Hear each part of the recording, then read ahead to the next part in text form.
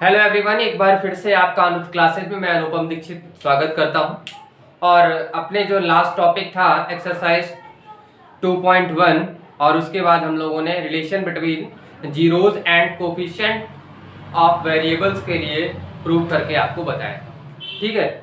और last class में ये भी बोला था कि नेक्स्ट क्लास में मैं आपसे एक्सरसाइज 2.1 एनसीईआरटी क्लास 10 डिस्कस करूंगा। So today I will start your exercise 2.2। Question same है जैसा कि मैंने एग्जांपल आपको एक्सप्लेन किया था, ठीक है। एग्जांपल में जैसे हम लोगों ने बताया था कि how can you find the zeros of a quadratic polynomial, यानी आप द्विघात समीकरण के लिए जो आपके मूल हैं वो कैसे ज्ञात करोगे। मूल मतलब x की वैल्यू, यानी कि मूल बोले या जीरोज बोले, इंग्लिश में उसको जीरोज ऑफ पॉलिनोमियल्स बोलते हैं और हिंदी में उसको बहुपद के मूल बोलते हैं, ठीक है। तो क्वेश्चन आपका पहला क्या कह रहा है कि find the zeros of the following quadratic polynomial and verify the relation between zeros and coefficient. यानी सबसे पहले आपको इस क्वाड्रेटिक पॉलिनोमियल्स के जीरोज यानी x की वैल्यूज, यानी हिंदी में बात करें तो इस बहुपद जो भी है बहुपद लिखा हुआ है इसके हमें क्या प्राप्त करने हैं, मूल प्राप्त करने हैं। और उस जीरोज फाइंड आउट करने के बाद हम लोग क्या करेंगे, उन जीरोज का वेरिफिकेशन करेंगे। That means sum of zeros किसके इक्वल करेंगे, minus coefficient of x upon coefficient of x square के, और प्रोडक्ट किसके इक्वल करेंगे, constant term upon coefficient of x square के। तो अगर हम यहाँ पे बात करें इसकी कंपेयरिंग, अगर यहाँ पे पहले एक चीज हम लोग और कर लेते हैं, ax square plus bx plus c से कंपेयरिंग अगर करते हैं, ठीक है, कंपेयरिंग विद, यहाँ पे लिख सकते हैं कंपेयरिंग विद, ठीक है। किससे करेंगे, ax square plus bx plus c से। तो यहाँ a की वैल्यू आपकी 1 है, b की वैल्यू आपकी -2 है और c की वैल्यू कितनी है, -8 है। तो अगर हमने इसको पॉलिनोमियल ऑफ x माना, यानी कि px माना क्या है, x स्क्वायर माइनस का 2x और माइनस का 8। लास्ट क्लास में हम लोगों ने क्या डिस्कस किया था कि अगर हमारी कोई भी quadratic equation ax square plus bx plus c के फॉर्म में है तो सबसे पहले हम लोग क्या करेंगे, उसको जीरोस फाइंड आउट करने के लिए a और c की मल्टीप्लाई करेंगे, ठीक है। a और c की मल्टीप्लाई करके हम ac फाइंड आउट कर लेते हैं। तो यहाँ पे a की वैल्यू 1 है और c की वैल्यू कितनी है, -8 है। तो मल्टीप्लाई करोगे तो आपको -8 आएगा, यानी कि माइनस सिंबल आपको ये बता रहा है कि जो ये b वाला टर्म है ना, ये -2 नहीं बोलेंगे 2 बोलेंगे, ठीक है। ये जो b x का कोफिशिएंट 2 है वो आपका सब्ट्रैक्ट करने पे मिलेगा, यानी कि जो 2 है वो आपको घटाने पे मिलेगा। यानी कि 8 को ऐसे हमें ऐसे दो पार्ट्स में ब्रेक करना है। दैट मींस 8 के ऐसे दो फैक्टर्स हमें 8 के ऐसे 2 फैक्टर्स फाइंड आउट करने हैं जिनका मल्टीप्लिकेशन तो 8 आए बट सब्ट्रैक्शन कितना आना चाहिए, 2 आना चाहिए, ठीक। तो आपको पता है कि 4 2 8 होता है और 4 - 2 कितना हो जाएगा, 2। तो इसको हम लोग लिख सकते हैं 4 - 2 x - 8, then it will be x square minus का 4x प्लस का 2x माइनस 8। x कॉमन लेंगे तो x - 4 आ जाएगा, यहाँ से 2 कॉमन लेंगे तो 2 का टेबल पढ़ेंगे तो 2 4 लगता है, तो यहाँ पे 2 कॉमन लिया, x बचा। और यहाँ पे 8 कितने 8 में 2 का टेबल पढ़ेंगे कितने टाइम्स लगेगा भाई, 2 4 8। भाई आपको कॉमन समझ में नहीं आ रहा है तो बहुत अच्छी बात है, नहीं समझ में आ रहा है तो कॉमन लेने का एक सीधा सा फंडा बहुत अच्छी तरीके से समझा रहा हूँ। जैसे मान लो हमने इसमें से कॉमन लिया, x स्क्वायर और 4x में से कॉमन लिया तो हमें x दिख रहा है। तो कॉमन लेने के बाद क्या बच रहा है, फटाफट क्या करो, आप जो कॉमन लिया है उसी टर्म से क्या करो, दोनों को डिवाइड कर दो। तो डिवाइड करने पे यहाँ 1 बचेगा और यहाँ पे क्या बचेगा, तो x - 4, वही तो मैंने लिखा है, ठीक। कॉमन लेने का मतलब यह है जो चीज आप कॉमन ले रहे हो उससे आप क्या करोगे, दोनों टर्म को डिवाइड कर दो। डिवाइड करने पे जो चीज बचती है उसको हम लोग ब्रैकेट में लिखते हैं, ठीक है। तो ये हमारा हो गया x - 4, ये हो गया x + 2। फिर वही बात फॉर जीरोस px = 0, तो then x - 4 x + 2 = 0। if x - 4 = 0 then x = 4। if x + 2 = 0 then x will be -2। ये तो आपका हो गया इतना, ठीक है, ओके। अब बात करते हैं इसके आगे की प्रोसीजर की। तो आगे की प्रोसीजर जो ये वैल्यू है इसको हमने मान लिया अल्फा और इसको मैंने मान लिया बीटा, ठीक है। तो अल्फा प्लस बीटा यानी सम ऑफ जीरोस, तो अल्फा प्लस बीटा करो यार बराबर भाई 4 प्लस -2, तो ये वैल्यू आई थिंक आपका कितना आ जाएगा, 2 आ जाएगा, ठीक है। अब जरा निकालो -b/a की वैल्यू, या आप यहां पे ये लिखना चाहो माइनस ना लिखो तो माइनस कोफिशिएंट ऑफ x, यहाँ पे सम ऑफ जीरोस के लिए सम ऑफ जीरो, जिससे आपको कंफ्यूजन यानी कि मूलों का योग, ठीक, coefficient of x upon coefficient of x square, यानी x का गुणांक बटे एक्स स्क्वायर का गुणांक, इसको भी हम लोग माइनस का b अपॉन ए बोलते हैं। माइनस b की वैल्यू कितनी है, -2 हमारी है, ओके, और a एक्स स्क्वायर का कोफिशिएंट a की वैल्यू कितनी है 1 है, तो ये माइनस माइनस प्लस कर देगा, आपको आ गया 2। ठीक, आप क्या देख रहे हैं, अल्फा प्लस बीटा की वैल्यू भी 2 है और ये आपका 2 है, ओके। बहुत हॉर्न बजाते हैं, इनके ऊपर डंडे चलने चाहिए, ठीक है। बेवजह हॉर्न बजाना ध्वनि प्रदूषण करना है, ठीक है, और साथ में दूसरों को डिस्टर्ब करना भी है। इन लोगों को ये चीज समझ में कहाँ आती है, ठीक है। तो ये दोनों चीजें इक्वल हो गई, तो हमने हमारा प्रूफ आ गया, यानी कि अल्फा प्लस बीटा की वैल्यू किसके इक्वल आ गई, माइनस बी अपॉन ए के इक्वल आ गई। सो ये आप यहाँ पे लिख सकते हो, ठीक। देन निकालो प्रोडक्ट ऑफ जीरोस, को प्रोडक्ट करोगे तो कितना है, एक 4 है, दूसरा -2 है, तो ये आपका -8 आ जाएगा। देन उसमें क्या होता है, प्रोडक्ट ऑफ जीरो में constant term upon coefficient of x square, तो कांस्टेंट टर्म हमारा कितना है, -8 है, इसको c अपॉन ए भी लिख सकते हैं, -8 अपॉन 1 यानी -8 ये भी आ गया। दोनों की वैल्यू आप क्या देख रहे हो, इक्वल आ रही, so alpha into beta is equal to c upon a proof हो गया। तो ये पहले पार्ट के लिए वेरिफिकेशन हो गया। आई थिंक स्टूडेंट आपको समझ में आया होगा क्या क्या करना है। सबसे पहले आपको क्या करना है, सबसे पहले x की वैल्यू यानी कि जीरोस फाइंड आउट कर लेना है, और जीरोस को क्या करना है, फॉर जीरोस यानी x की वैल्यू निकालने के लिए हमें पॉलिनोमियल जो होता है उसको जीरो को इक्वल करना होता है, वहां से हमें x की वैल्यू मिल जाती है। पहले को अल्फा बोल सकते हैं, दूसरे को बीटा बोल सकते हैं, ठीक है। फिर वही बात, सम ऑफ जीरोस निकाल लिया, और जो सम ऑफ जीरो जिसके इक्वल होता है उसकी वैल्यू अलग निकाल लिया, दोनों की देख रहे हैं वैल्यू इक्वल आ रही है, ठीक है। तो ये रहा प्रोसीजर, फटाफट वीडियो को पुश करो, ठीक है, नोट करो, और नेक्स्ट पार्ट पे प्रोसीड करते हैं। ओके, सो सेकंड पार्ट में वही करना है। सबसे पहले अब इसमें क्या है, वेरिएबल हमारा s है, पहले वाले में x था, तो इसमें वेरिएबल हमारा s है, तो इसको हम लोग मान लेते हैं पॉलिनोमियल ऑफ s, ठीक है।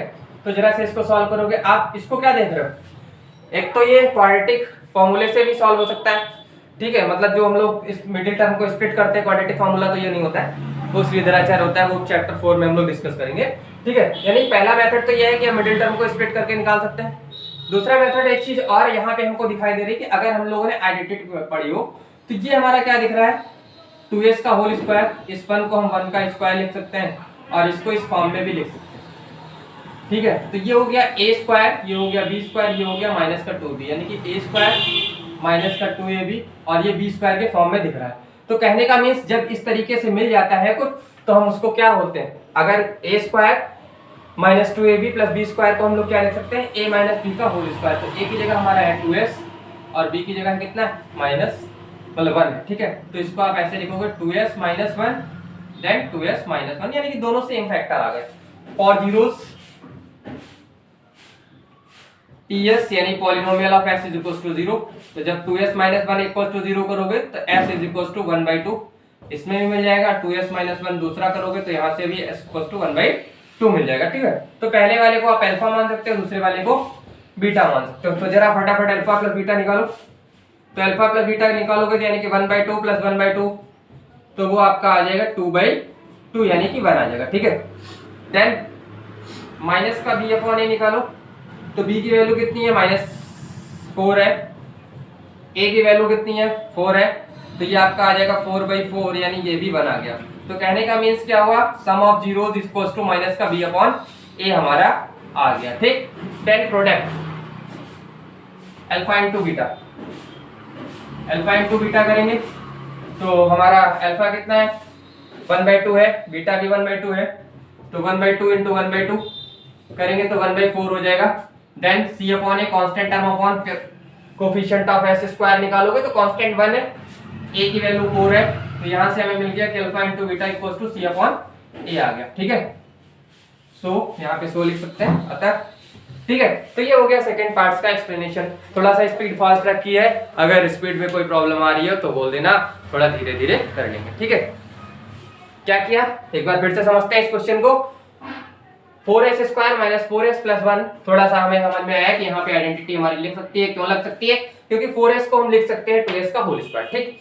यहाँ पे 1 है तो 1 को 1 का स्क्वायर लिख सकते हैं, और इस 4 को हमें 2 इंटू 2s ये वाला और ये 1, मतलब इसकी मल्टीप्लाई करोगे तो 4s, तो ये दिखा हमें a square plus b square minus 2ab, तो ये हमारा हो गया a माइनस b का होल स्क्वायर, जिसको हम दो बार बराबर लिख सकते हैं, ठीक है। अब फिर वही बात, जैसे पॉलिनोमियल ऑफ x में लिखा था वैसे पॉलिनोमियल ऑफ s के लिए लिखेंगे। ps = 0, पहला फैक्टर 0 पे इक्वल किया, s की आई, दूसरा फैक्टर 0 किया, s की वैल्यू आ गई, फिर वही रूल लगा दिया, सम ऑफ जीरोस निकाला, अल्फा प्लस बीटा का मतलब सम ऑफ जीरोस है, ठीक। सम ऑफ जीरोस किसके इक्वल होना चाहिए? Minus coefficient of x s upon coefficient of s square, that means minus b upon a, ठीक है। दोनों सेम आ गए, लिख दिया, वही काम प्रोडक्ट के लिए करिए। Okay, please pause the video and note it fast. Okay बच्चों, third part of your first question, ये क्वेश्चन क्या है? 6x square minus 3 minus 7x। Okay, अभी इस क्वेश्चन में थोड़ा सा हमें कुछ अजीबोगरीब समझ में आ रहा है। तो अजीबोगरीब समझ में क्या आ रहा है? एक्चुअली हम लोगों ने क्या पढ़ा है? स्टैंडर्ड फॉर्म ऑफ क्वाड्रेटिक पढ़ी है, ax square plus bx plus c, यानी कांस्टेंट टर्म हमारा क्या होना चाहिए? लास्ट में होना चाहिए। तो सबसे पहले हम क्या करेंगे? इस इक्वेशन को क्या करेंगे? स्टैंडर्ड फॉर्म में लेके आएंगे। तो भाई स्टैंडर्ड फॉर्म में लेके आएंगे, एक्स स्क्वायर वाला पहले रखना है, फिर एक्स वाला रखना है, फिर कांस्टेंट रखना है, ठीक। तो आ जाते हैं। तो सबसे पहले एक्स स्क्वायर वाला ऑलरेडी है, एक्स वाला क्या होगा? माइनस 7x होगा, और ये आपका माइनस 3 होगा, तो इसको आपने पॉलिनोमियल ऑफ x मान लिया, ठीक। अब वही काम भाई मल्टीप्लाई करिए, 6 और माइनस 3, यहाँ पे 6 इंटू माइनस 3 किया तो ये आपका आ गया माइनस 18, ठीक है। तो माइनस 18 आया, तो कहने का मीन्स माइनस साइन हमें इंडिकेट कर रहा है कि दैट मीन्स ये जो 7 है ना, यानी कि बीच वाला x का जो गुणांक है 7, वो हमें माइनस करने पे मिलेगा, यानी घटाने पे मिलने वाला है, यानी कि बीच का जो ऑपरेशन हम लोग करते हैं वो सब्ट्रैक्शन करेंगे, ठीक है। दूसरी बात, अब 18 के ऐसे दो फैक्टर, 18 को लिख सकते हैं 9 इंटू 2, 9 दूनी 18, गुणा करने पे मिलेगा 18 और घटाने पे मिलेगा 7, ठीक। ऐसे आप फटाफट कर सकते हो। एक्चुअली क्या है, हम लोगों का ये रहता है प्रैक्टिस, आपको क्या करना होता है? आपको इस तरीके से फैक्टराइज करना होता है, 2 9 का किया, ठीक है। तो यहीं से हमको दिख रहा है 9 इंटू 2, ठीक। पहला एक फैक्टर किया तो 9 इंटू मिला, तो 9 टू 18 मिला, क्या इन दोनों का डिफरेंस 7 मिलेगा? मिल गया, तो यहीं पे ब्रेक कर देंगे। अगर नहीं मिलता है तो आगे थोड़े से फैक्टर और हम लोग निकालते हैं और उनको इस तरीके से अरेंज करते हैं कि उन दोनों फैक्टरों का जो मल्टीप्लिकेशन है वो AC के इक्वल आए, एक A और C का जो मल्टीप्लिकेशन था, और सब्ट्रैक्शन करने पे हमें कोफिशिएंट ऑफ x मिल जाए, ठीक, या एडिशन करने पे कोफिशिएंट ऑफ x मिल जाए। ये तो हमारा ऑपरेशन डिसाइड करता है सिंबल ऑफ AC। ओके, तो फटाक से करते हैं इसको। तो ये 6x स्क्वायर हो गया, इसको 9 माइनस 2 लिखा, तो ये आपका हो गया 6x स्क्वायर माइनस का 9x minus minus plus 2x, ठीक है। तो देन अब 6 के टेबल में 9 आता नहीं, एक तो x तो हमें कहाँ दिख रहा है, 6 के टेबल में 9 नहीं आता है, तो क्या करेंगे? 3 के टेबल में 6 और 9 दोनों आते हैं, ठीक है। तो हम लोग क्या करेंगे? यहाँ पे 3 कॉमन ले लेंगे, तो ये दिखा 2x माइनस 3। अब इसमें कुछ कॉमन नहीं, जब कुछ कॉमन ना दिखे तो कॉमन क्या मिलेगा? हमें 1 मिलेगा। तो ये हो गया आपका 2x माइनस 3, अगला हो गया 3x प्लस 1, ये आपका px था। So for zeros px is equal to 0, तो px इज इक्वल टू 0 यानी 2x minus 3 equal to 0, implies that x की जो वैल्यू आएगी वो आपकी 3/2 आ जाएगी, ठीक है। अगला 3x plus 1 is equal to 0 करोगे तो यहाँ से x की जो वैल्यू है 1 उधर जाएगा, तो x इज इक्वल टू आपका हो जाएगा माइनस का 1/3, ठीक है। तो आप इसको अल्फा बोल सकते हो और इसको बीटा बोल सकते हो, ठीक है। तो जरा आ जाते हैं फिर वही प्रोसीजर पे वेरिफिकेशन के लिए। ये तो हमने 0 निकाल लिया, ठीक है। निकालो भाई अल्फा प्लस बीटा, अल्फा की वैल्यू हमारी आई 3/2, बीटा की value minus 1/3, 3/2 plus minus 1/3, then it becomes 3/2 plus minus 1/3, करोगे तो यहाँ पे 6 आएगा, ये 3 3 9 माइनस 2 यानी कि 7/6 हो जाएगा, ठीक है। अब जरा माइनस का b अपॉन a की वैल्यू निकालो, तो यहाँ से b की वैल्यू कितनी है? -7 है, और a कितना है? 6 है, तो ये माइनस माइनस प्लस हो गया, कहने का मतलब दोनों सेम आ गए। तो आप क्या बोलोगे? So alpha plus beta is equal to minus का b अपॉन a प्रूफ हो गया, ठीक। ये पहला पार्ट आ गया। Then alpha into beta alpha की वैल्यू कितनी है भाई 3/2, ये आपका है -1/3, ठीक है क्लियर। तो मल्टीप्लाई करोगे तो कितना आएगा -3/6, इसको कट नहीं करेंगे, C अपॉन ए करो भाई, या कट करना चाहो तो कर सकते हो, 3 के 1/2 आ जाएगा। C अपॉन ए, C की वैल्यू कितनी है -3, ये 6 है तो इसको भी कट कर सकते हो, तो ये भी आपका -1/2 हो गया, यानी अल्फा इंटू बीटा की वैल्यू भी हमने प्रूव कर दी, C अपॉन ए की इक्वल आ गया। ठीक है भाई, तो इस क्वेश्चन में कुछ था नहीं, बस थोड़ा सा स्टार्टिंग में लॉजिक था कि आपको क्या करना है, पहले -7x को रखना है और फिर कांस्टेंट टर्म लास्ट में कर लेना है, यानी कि first we arrange these all the terms in a proper manner, that means first we arrange this polynomial into the standard form of quadratic, यानी इसको हमें द्विघात बहुपद का जो मानक रूप है उसमें हमें पहले व्यवस्थित करना है और व्यवस्थित करने के बाद उसको हल करना है। ओके, तो please note it fast. Okay, so fourth part अब ये है, अभी इससे पहले हम लोगों ने दो देखे x के पॉलिनोमियल, एक देखा s का पॉलिनोमियल, और अब हमें मिला u का पॉलिनोमियल, यानी u फॉर अम्ब्रेला। यानी हमने देखा ना कि जैसा इंट्रोडक्शन में बताया था कि p और u मतलब जो ब्रैकेट में लिखा है उस वेरिएबल का पॉलिनोमियल होगा, और p आपको रिप्रेजेंटेशन के लिए polynomial, p for polynomial, then variable is written in a box. Okay, अब यहाँ पे क्या देखो, यहाँ पे थोड़ा सा हम लोग एक चीज डिफाइन कर लेते हैं, a की वैल्यू हमारी 4 है, अगर हम कंपेयर करने जाएंगे स्टैंडर्ड इक्वेशन से, b की वैल्यू हमारी 8 है, और c हमारा यहाँ पे कांस्टेंट टर्म है नहीं, यानी 0 है। ठीक है, तो यहाँ पे कांस्टेंट टर्म जब है नहीं, कुछ है नहीं, तो उसको हम लोग क्या डिफाइन करेंगे, यानी 0 है। ठीक है, अब करते हैं सोल्यूशन थोड़ा सा। तो ये आपका 4u + 8, तो इसमें से फटाफट हमें कॉमन दिखाई दे रहा है, 4 के टेबल में 8 आता है, तो 4 और एक u भी मिल जाएगा, तो u + 2, 4 कॉमन हो गया, एक u कॉमन हो गया, तो इसमें बचा u, और 4 2 8 होता है, तो 2 और एक u तो कॉमन हो गया। ठीक है, 4 zeros tu is equals to 0, so then 4u u + 2 is equals to 0, if 4u is equals to 0 so implies that u is equals to 0, if u + 2 is equals to 0 then u equals to -2, तो आपका पहला alpha आ गया 0, beta आ गया -2। ठीक है, तो जरा alpha plus beta निकालो, 0 + -2 करोगे तो ये आपका -2 आ जाएगा। तो इसके लिए अल्फा प्लस बीटा किसके इक्वल होता है, -b/a। b की वैल्यू कितनी है 8 है, u की वैल्यू कितनी है 4 है, 4 2 करोगे तो ये आपका -2 आ जाएगा। तो कहने का मीन्स आपको क्या पता चला कि सो अल्फा प्लस बीटा जो है वो -b/a के इक्वल आ गया, हमारा पहला वेरिफिकेशन हो गया। ठीक है, जरा अल्फा इंटू बीटा निकालो, अल्फा इंटू बीटा, तो अल्फा इंटू बीटा, अल्फा की वैल्यू कितनी है 0 है, ठीक है, बीटा की वैल्यू -2 है, तो ये आपका आ गया 0। अब कांस्टेंट टर्म अपॉन c/a के इक्वल होता है, तो जरा c/a की वैल्यू निकाल लेते हैं। कांस्टेंट टर्म 0, a है 4, 0 अपॉन समथिंग 0 आता है, तो यहाँ से ये भी वेरीफाई हो गया कि अल्फा इंटू बीटा जो है वो c/a के इक्वल आ गया। ठीक है, एक बार जरा देख लो फटाफट, बोर्ड क्लियर आ रहा है? ठीक है, और वीडियो को पुश करके फटाफट इसको नोट भी कर लो। सो स्टूडेंट्स, आज के क्लास में जो मैंने 4 पार्ट्स इसके एक्सप्लेन किए उसे आप देखो, समझो, और इस तरीके के क्वेश्चंस को करने की प्रैक्टिस करो।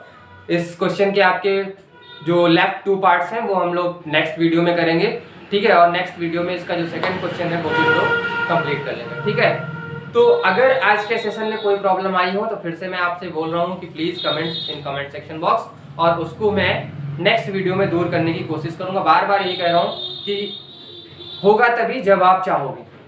समझ में आई बात? हमारी जो इच्छा होती वही तो हम लोग करते हैं। तो कहने का मीन से है कि अगर आप किसी व्यक्ति को सुधारना चाहते हो या उसकी जो भी कमियां हैं जब तक आप बताओगे नहीं तब तक सामने वाले को समझ में नहीं आती। अगर हमें अपनी कमियां पहले अपने आप समझ में आ जाती तो हम लोग क्या हैं, हमारे अंदर कोई कमी रही नहीं जाती, क्योंकि जब हमें पता होता है अपनी कमियां तो दिख जाता, मतलब समझ में आ जाती हैं और उसको हम लोग रिमूव कर देते हैं। ठीक है, अपनी कमियां किसी को नहीं दिखती, लेकिन आपको बताना पड़ता है। तो इसीलिए प्लीज आपसे रिक्वेस्ट है कि अगर कहीं भी कोई भी दिक्कत आ रही है वीडियो से रिलेटेड, तो आप जो है जरूर कमेंट करो कमेंट बॉक्स में, जिससे मैं नेक्स्ट वीडियो में उस चीज को रिमूव कर सकूं। ठीक है, ओके। तब तक के लिए लास्ट में वही स्लोगन अनुज क्लासेस का क्या है, पढ़ते रहो बढ़ते रहो। Good luck, thank you, have a nice day.